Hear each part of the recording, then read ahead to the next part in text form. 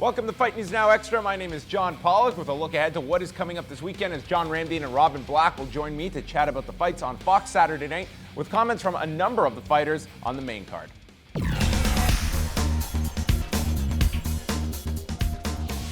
Saturday night's Fox card will see a lightweight bout as Rafael dos Anjos looks for his third consecutive win when he meets the returning Nate Diaz on the main card.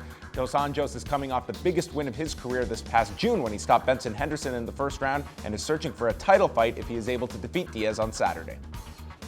He got a good boxing, long reach, and he's a good fighter, has a good ground game as well. But I think if we're gonna fight MMA, it's a different story, so we'll see.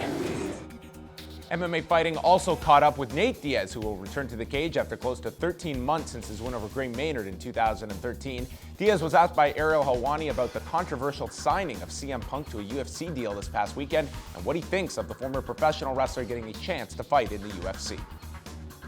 That's another silly situation that I don't think that anybody should be a part of. Everybody wants to be like, yeah, they're putting an amateur with the pro now. Putting amateurs with the pros, and it's a big deal. I was just telling them that we don't get a nice suit and a slick back hair and a mic for at each UFC event. I'm going to be fighting on this. Even Nick Diaz and Anderson Silva, biggest fight of all time right now. You don't see them at the UFCs holding a. I'll be fighting on this and getting an interview from Rogan, and this is the biggest news all day. But this dude I don't even know who he is. As soon as I heard that, I looked him up. I was like, what the?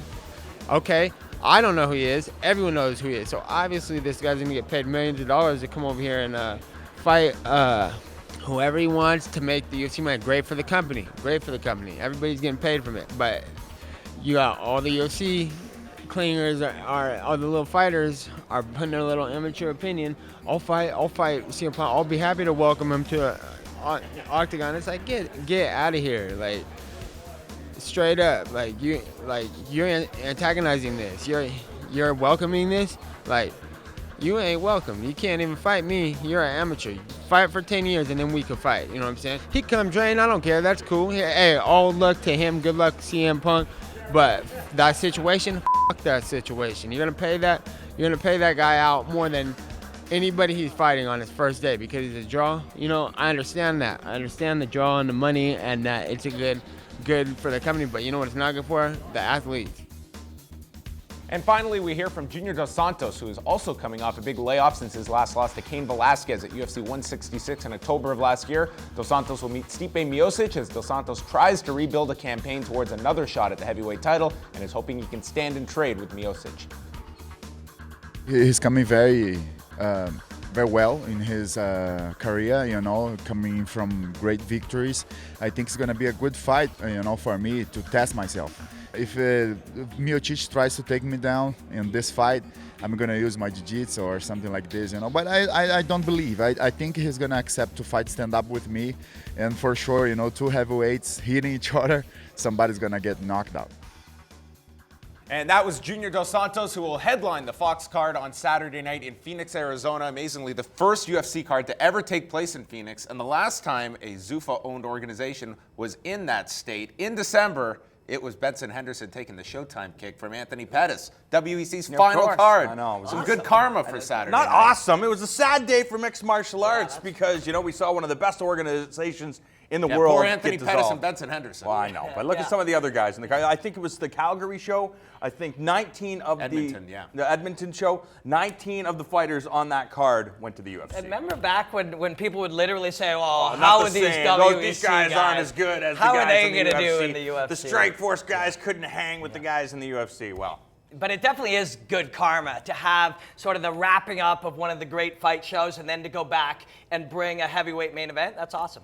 For Junior Dos Santos, he's in the position we've talked about many times where certainly one win is not going to get him another title fight. But he is in a division where I think it is a shorter path back. The problem is Cain Velasquez is holding that championship right now. Conversely, though, for Stipe Miocic, a lot of potential here. If he is able to knock off Junior Dos Santos, it'll be the biggest win of his career and really builds upon his campaign at heavyweight. I think the Fabio Maldonado fight, it was unfortunately injuries forced that fight to happen. I don't think he gained anything from that, facing basically a light heavyweight heavyweight. I just don't think he has that experience yet. This is the step up in competition that Stipe Miocic needs if he wants to contend with Cain Velasquez or Fabrizio Verdum. He now has to know what it's like to be in there with an elite guy, a top 5 guy, and there's no easy path from here to the championship title. So it's got to be Junior Dos Santos, it's got to be Travis Brown, it's got to be Fabrizio Verdum, and then Cain Velasquez. This is a really cool fight the more you think about it, because we're going to find out a ton about Stipe Miocic. It's not just, can he go in there and stand with him? Can he go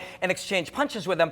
I think what we're going to see is he's either going to be able to implement a bit of the Cain Velasquez game plan of going up and down, introducing some wrestling threats to open up striking, or he isn't. If he doesn't, then we'll have learned that maybe he's not that complex in his game planning and stuff. If he does, that'll be another, piece of evidence that this guy's a climbing guy. Also, Nate Diaz returns on Saturday night. He will be taking on Rafael Dos Anjos. Certainly, Nate Diaz, I think, is a welcome return to the UFC at this point, something that really stands out on the main card.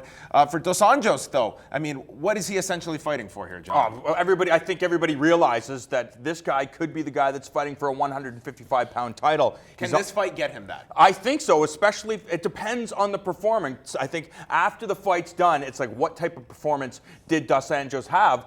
Did he go out and stop Ben Henderson, stop Nathan Diaz like he stopped Ben Henderson? If that is the case, you have to give him a shot at the title, because right now you're running out of challengers, worthy challengers for Anthony Pettis. Josh Thompson stopped Nate Diaz like that, but not too many people do, ever, And Rory McDonald at 170 was able to throw him around, but that's a huge man. At 155, nobody really does it. So if he does it, that's a huge if, then yeah, you would have to. But when you look at it, Pettis looks unstoppable right now after those 2 wins. He really does. Other than Dos Anjos, who even really is in the picture right now? Nurmagomedov is in there as well. I think there's a lot of guys at 155 pounds. Donald Cerrone back on a roll. It's going to be a hard sell to have him face off against Pettis.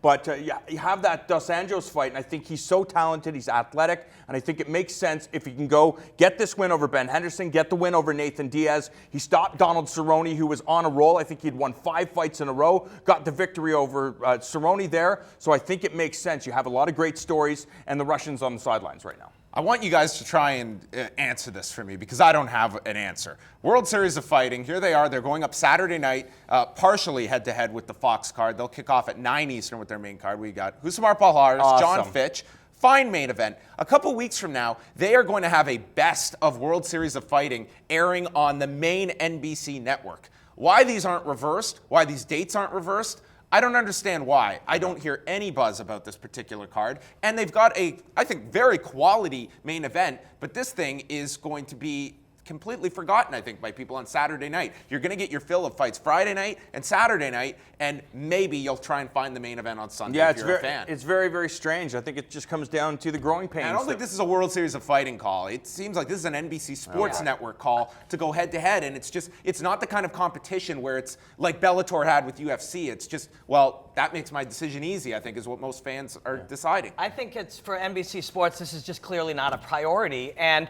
for a World Series of Fighting, it's really hard to be number 3. There's Coke and there's Pepsi. Some people choose either of those, but RC Cola, not a lot of people drink it. All right, well, we'll chat about the RC Cola on Monday. RC Cola's pretty good. Fight News Now Extra continues.